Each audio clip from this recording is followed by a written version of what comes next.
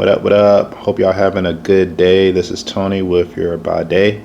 So I just want to quickly talk about a video that I saw that actually made me feel some type of way. I didn't just appreciate the response that a lot of people were giving on this video towards someone I believe has been very helpful in just bringing awareness of how many opportunities there are on the continent. So I'm gonna just break down the videos, really two videos that I looked at just to analyze. So this video, I guess, is just giving feedback on the whole Dr. Arikana comments about Zimbabwe and the land, those white farmers being compensated for the improvements that they did on the land. And this particular video that I saw, I'm gonna put the comment in the description so you can watch it yourself. But she was basically just trying to explain why, I mean, this is what Zimbabwe is doing, and just going about it. And then there was a guy, I don't know who he is, I was trying to look him up but I couldn't find him, but it was a guy that basically just didn't agree. So what he did was took her original video, and then just chopped it up and was like picking at some of the stuff that she was saying in a way that was just disrespectful and uncalled for, in my opinion. And you just can't treat your sisters like that. But even before even watching the whole video, I like to look at the comments of videos when I'm just viewing, just to see the thought process of people. And I was very shocked and disappointed that there was a lot of people in the comments that were just ready to write Dr. Arikana off. They were saying, oh, she's a sellout, she's been bought and paid for, just all these negative comments. And I mean, just it was ridiculous. And just seeing something like that. So really in life, if one person that you've known, you kicked it with, hanged out with, if there's something that you don't agree with them on, then you're just ready to cancel them. I guess politics will be one, whether you're a Democrat or a Republican. If you don't agree with one side, then you're ready to cancel that person, and it's like just no sense of loyalty. So I mean, of course, check out the videos after mine, or you can watch it even before. I'll have the links to both the videos, so you can get the proper context of what I'm reviewing in this video. And I got my notes like I usually do. So everything is surrounding the Lancaster Agreement that Zimbabwe has with the land, the white farmers, and the dispute and the sanctions and everything else stems from this. So I'm going to give a brief history of the whole Lancaster Agreement, Zimbabwe, and everything that's happened up until now. And then you can at least understand. You can also research this stuff yourself. And then I'm gonna go into why I feel the guy that was just coming at her in the video, he was taking her words out of context, and he wasn't really showing listening comprehension. Too emotional, didn't understand strategy. I mean, I'm just gonna bring up the points I didn't like about this dude, and I just don't have respect for him or anyone else that feels the need to denigrate someone that is on our side, has put in work, and because they don't agree with a certain stance that they have, then they're ready to call them a sellout and just write them off. So I don't agree with that. And if you want to be a critical thinking individual, you want to appreciate that as well. And that's why I created this channel, so that we can have a platform where we don't just look at what's in front of us. We start looking what's behind, and make sound decisions and sound comments. So this ain't just throw everyone in the trash if they have a different opinion. So I'm gonna get that going, and then Yeah, then you can of course form your own opinions, and if you know have a comment about it, then definitely leave it in the comments below, and so I can check it out and other people can check it out. So the Lancaster Agreement. So this was an agreement signed in 1979, and it was supposed to be a solution to ending the Rhodesian Bush War.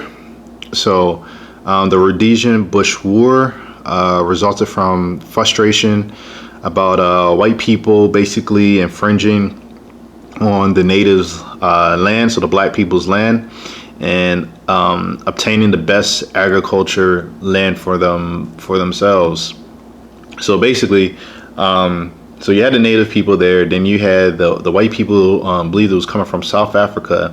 They start going into the lands. Now back then, from what I was understanding, the native kings or whatever, they didn't really have formal distribution of land. It was more so, okay, it's a communal thing, so everyone has the, just works on it, and the king will portion out certain areas for people to use and whatever. So anyways, so the white farmers came over and they started settling on this land. So over time they did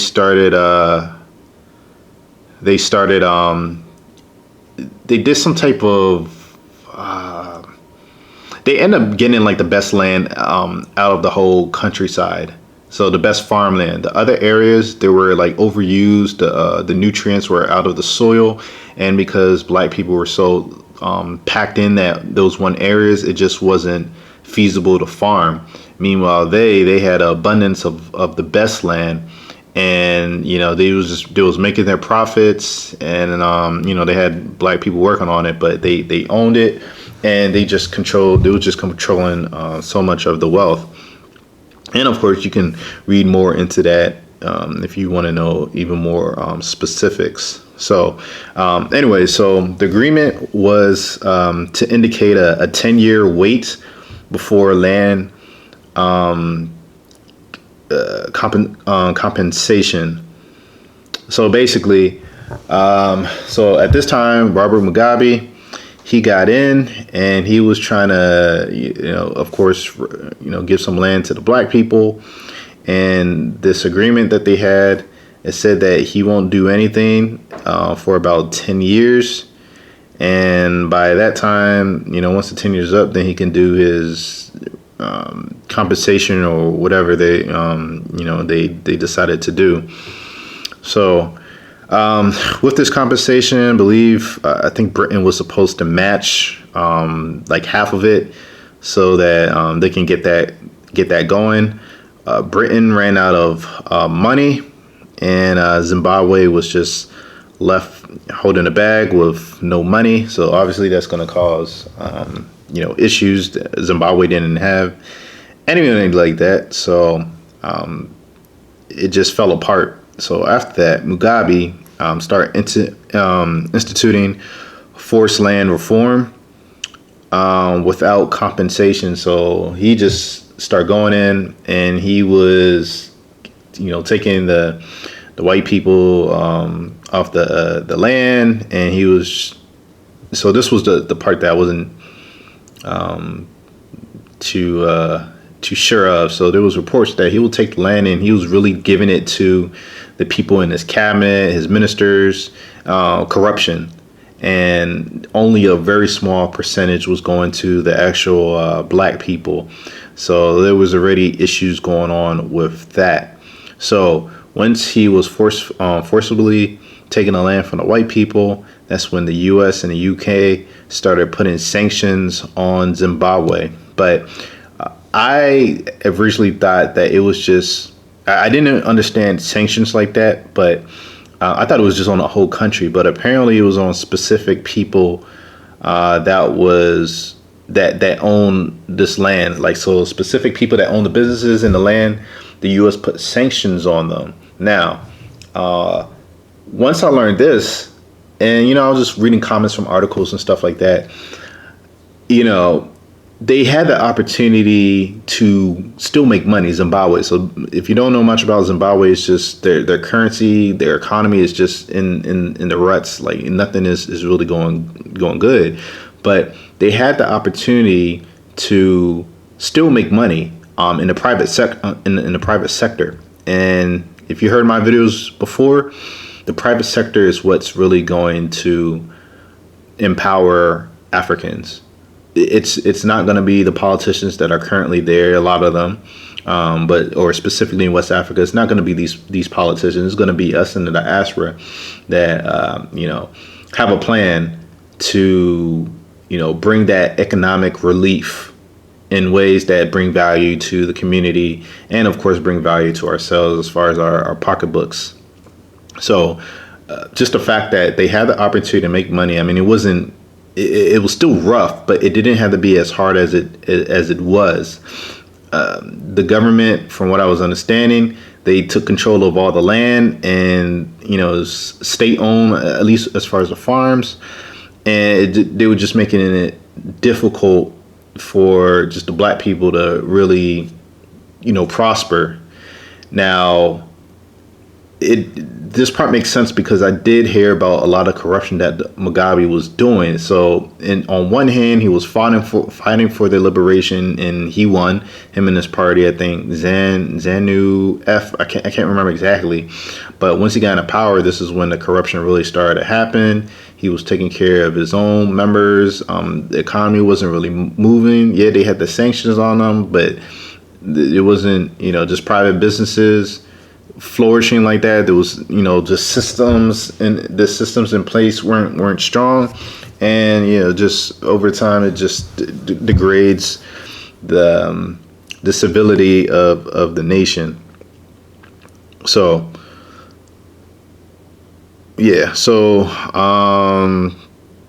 you had the huge wealth disparity already with the white land farmers, and then because the government owned a lot of the land, or really all of it, I believe, it's just more corruption. So, anyways, for 20 years, these sanctions have been on the country, due to lack of strategic planning.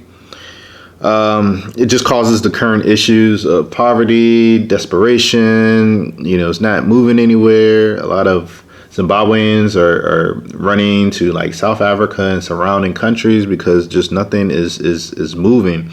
And a lot of the West will say, oh, well, it's on them. It's not because of the sanctions. I mean, that's BS. We all know that. A lot of it has to do with the sanctions, but I will say Zimbabwe has their part in it as well, where you can't just wait for these the West to remove the sanctions. You got to do some work in it as well. You still got land that you can farm. I don't know why they didn't just make it seem like they sold the land that their cabinet owned. Whoever was like charged with the sanctions or whatever, they should just sold the land to just regular people and make it seem like, okay, we don't have this land anymore. Maybe the sanctions won't be as tough, and then they could continue working, creating some type of revenue, invest in education, all this other stuff. And I mean, they could have really done something, but they didn't. So it is what it is. So now, as far as what's happening now, the president and the farmers, the white farmers, finally met, and they came with an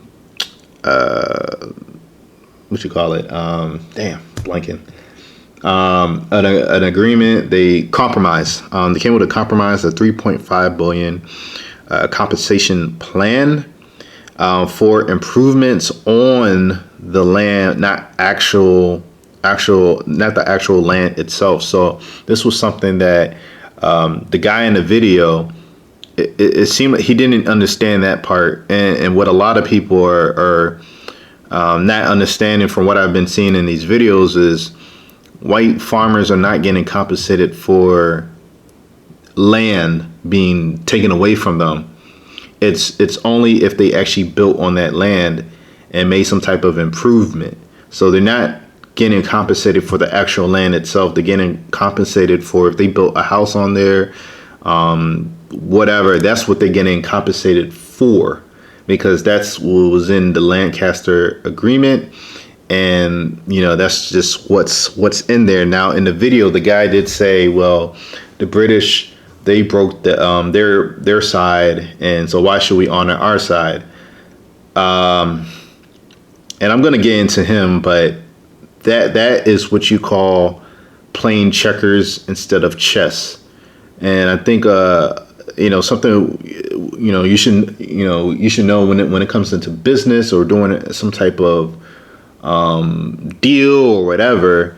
You got to understand what it means to have leverage, and you just have to understand your position in this in the meeting or whatever you're going into, because if you don't, you're going to make bonehead decisions like what this guy is suggesting. So the whole point is to get rid of the sanctions, and they're trying to do whatever it takes for them to remove it. If they go along with the notion, oh yeah, well y'all reneged and whatever, and it's really, from what I was reading, is due to lack of money. If they go with that, then nothing's going to change, and then you're still going to have people suffering. So you got to do something different. Like you got to think long term. But I'll get into that later. So they're supposed to be, so the 3.5 billion compensation plan is for the improvements the white people did on the land, not the land itself. The biggest problem is the government is broke. Of course, they don't have any money. So what they was doing was they was looking to issue bonds to raise some money. Now, as an investor, I wouldn't want to invest in a country that has a lot of instability, and financially, obviously, but also in government, there's a lot of corruption, and transparency is just, it's not there. So a couple complaints that was going on was so a lot of these Zimbabwean government officials was caught in the corruption. Everyone knows that it was corrupt, and the president, I guess, made comments that he was going to punish them or whatever, bring them. They haven't been doing anything. So the same old story of a government official gets caught up and nothing happens to them, and that's people having to protest and just going crazy. They don't like what's going on. They're not holding themselves accountable. They're, all the corruption that's going on, it's not helping. So as an investor, what gives me confidence that they will actually, be honorable to their commitment as far as the bond. It's just, you're not making yourself look like a good investment. And the fact that you're not even trying to clean house, I can't trust you, and good reason to. Now going to the guy, it was just 6 things that I just didn't like about how the guy just approached everything, especially him chopping up the video. Once again, when you watch the video, you're gonna see for yourself what he was doing. But since he disagrees with her, he immediately writes her off. So I think one of the if I remember, one of the first comments he said is so he let the video run for a little bit, and then he said, we cannot allow your generation to disparage us, my generation or whatever. Now just looking at the guy, I'm like, I don't know. I mean, you don't look too far from her generation anyway, so it was kind of weird. But regardless, that's what he was saying. He was basically just writing her off. Now, Dr. Arikana has done a lot, expose what France was doing to the 13 African nations. Like, she put her, you can say her life on the line, her career on the line for sure, because she was fired for exposing what France was doing. And she was a big advocate for Africans in the diaspora to come back to Africa and investing, and just come back home, the push for all of that. So because this dude didn't agree with her stance, he immediately writes her off, And unfortunately, there was a lot of people in the comments that were doing the same thing. And I commented on one of the comments, and basically I was just saying, like, how, like, after all the work that she's done, you know, you don't look at her own video. You immediately go after a guy that you don't know yourself, and you're ready, like, oh yeah, man, she's a sellout and shit like that. I'm like, it's just that's just so basic logic, and it's not intelligent thinking. And you know, people like that, they don't end up being good contributions to society. I can almost guarantee that they ain't doing shit in their lives. All they do is go online, complain, talk shit, but they're not doing anything to actually help Africa. They're not doing anything to plan, you know, how they can make Africa better. They just keyboard warriors, just go online, just talk shit, and that's really it. Those people, push them to the side. Like they there's nothing, you know, if that is your mindset and you're a grown adult after watching one video, then I mean, you should be ashamed of yourself, really. Like, because I guess you can do that to anyone that has a different view than what you have. You're just gonna cut them off like that because, you know, a third party said you should. No. So that was the first one. What did I say? Do states this as solely. Yeah, so basically, yeah, I'm trying to understand what I was writing here. Yeah, this was, I mean, it really his whole stance in the whole video, just not agreeing with what she was saying. Third thing that he kept bringing up was like the history of what went on, and he was adding certain parts that she wasn't really she wasn't specific about, like how the British reneged on their side and stuff like that. He will make a comment on the video, and he was bringing up these historical references, but it really came off as it's for emotional purposes, to get you riled up, to get you thinking, what? Damn, man. Like, it just seemed, what's the word I'm looking for? Man, I'm like losing my words today. It didn't seem genuine. Like, you're bringing up this emotion, like the historical part, and then you don't make it relate to what's going on now and how this is supposed to fit into strategy now. And get the history part is really important. You got to know what's happening, and Dr. Arikana talked about it in the video. But it was a point why she was saying this stuff. It was to explain the whole Lancaster Agreement and why things are going the way they're going. With him, it just seemed like he was just saying all this stuff so that he could make it look bad or worse. So it's just manipulation. I ain't liking. I was catching up on it, and I did my own research, and I was reading myself, and I was like, oh, you're taking some of her words out of context for your own agenda. So I didn't like that at all. He doesn't understand what power is, war, and leverage. Like I said earlier, just the way he was talking, all emotional. Like, oh yeah, we fight, we ain't giving in, and I'm just like, okay. Once again, I don't know who this person is, because his name wasn't there. He's probably looks like just one member that has his own, grievances, and he hasn't been in a position like Dr. Arikana. Dr. Arikana talked with leaders of nations. She was the former African Union ambassador, so she's been in these circles, and that a couple of his speech was talking about how, yeah, she rubbed like elbows with them, and that's why she's clicked in and stuff like that. Well, she understands. She's been around people that are powerful. This guy, just by how he talks, how he processes stuff, he's not powerful. He doesn't understand leverage. He really, okay.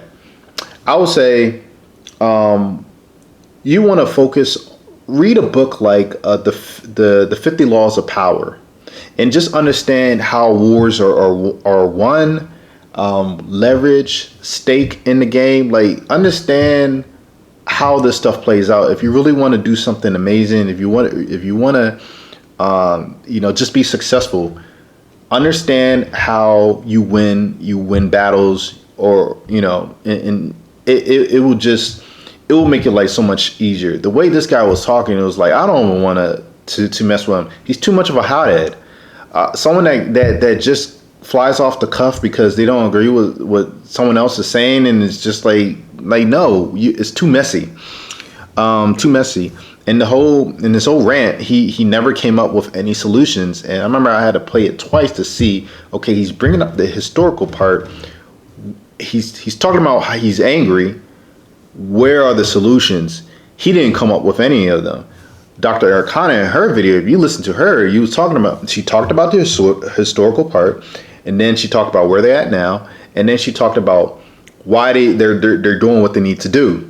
So solutions in order to get the sanctions lifted. Like, she's like, this is one route that they're going.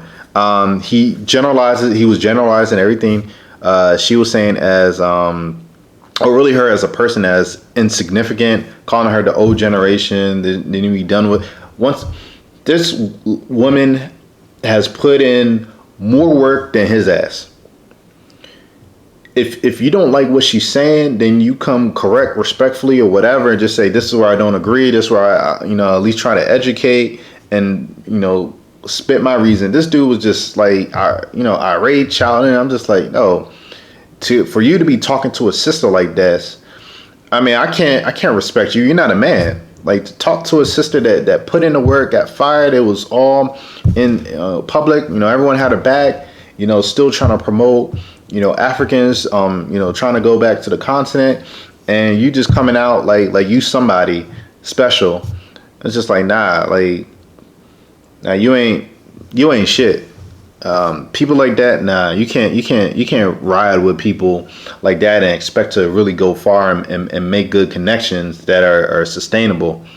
And I mean, he was just disrespectful in his tone. Once again, it's not what you say, it's how you say it a lot of times. And I mean, this dude was it was disgusting. Now, I will say, towards the end of Dr. Arikana's video, she did there was a part that I didn't agree with in the video. So she was kind of talking like, hey, whether you're a black Zimbabwean or white Zimbabwean, I need to come together, like, kind of like brotherly, like, how like Martin Luther King was talking about, come together, hold hands and shit like that. That's how she was talking. And I'm like, no, let's not forget, these were unwelcome guests that came, settled, and caused all these problems. They're the reason for all this. Now, I do believe that you can't continue to hold a grudge, but at the same time, I don't got to be your friend either. It is what it is. We can have some type of cordial relationship and go about our business, but I'm not holding your hand. I'm not looking at you like you're my brother. No, you're European. You're not African. Your white skin does not make, you are not one of us. And I firmly believe that, do for self, lock these people out economically. You don't have to do it in a legal way or whatever, but just come, shop black.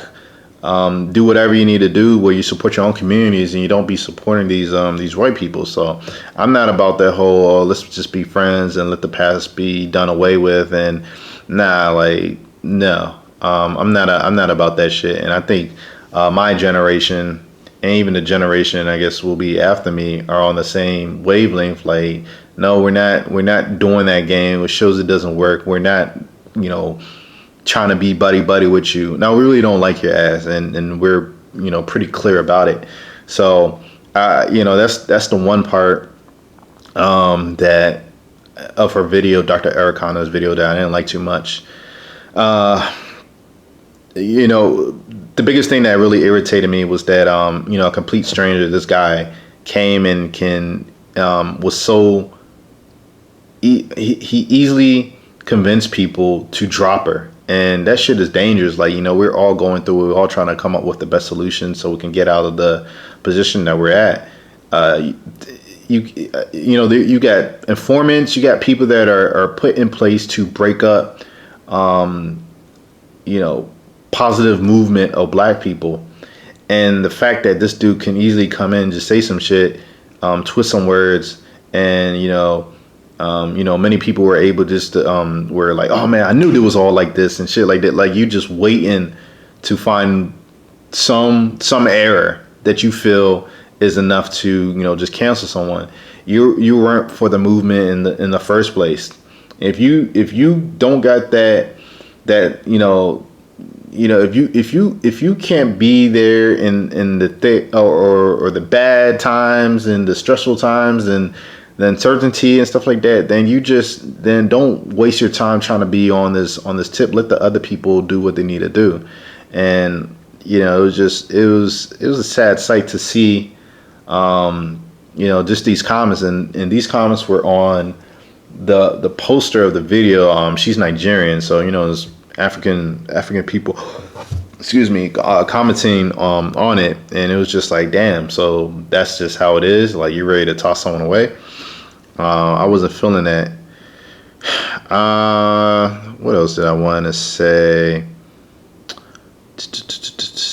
Oh yeah. So as far as why I don't feel that compensating the white farmers is really going to do much for Zimbabwe is you still got the issue of you're not making any money. You don't have an economy. I'm talking about Zimbabwe.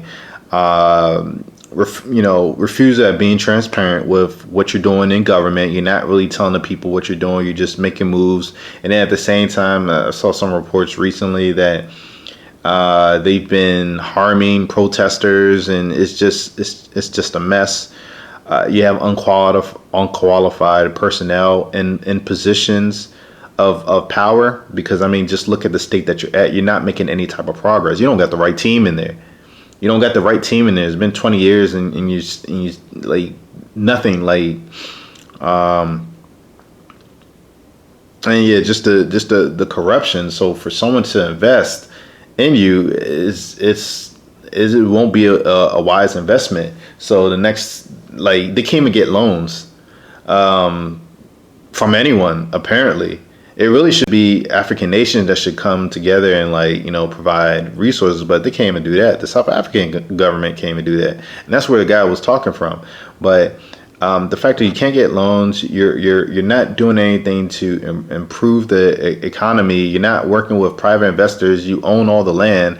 It's giving money that you don't have to white farmers. That ain't enough. And it's like, yeah, if you give them that money, then they might still not lift up the sanctions. It's all about leverage, like just coming back. Like, what does it say? Okay, all right, the white farmers got their money, and then they were like, nah, no, we still don't like what y'all doing. Then what you gonna do? You're gonna cry? Like, so you don't have any power, you don't have any leverage, and essentially, like, you just played yourself. And my last one was just those, it's a damn shame you got the African Union and they can't even give loans to Zimbabwe. They can't bail out countries. They don't check, heads of state that, treat their people poorly, but they'll still have meetings like every year. It's a joke. But that's my breakdown of the video that I saw. And how I felt about it. Leave me, if you have some comments, leave them down below so I can see.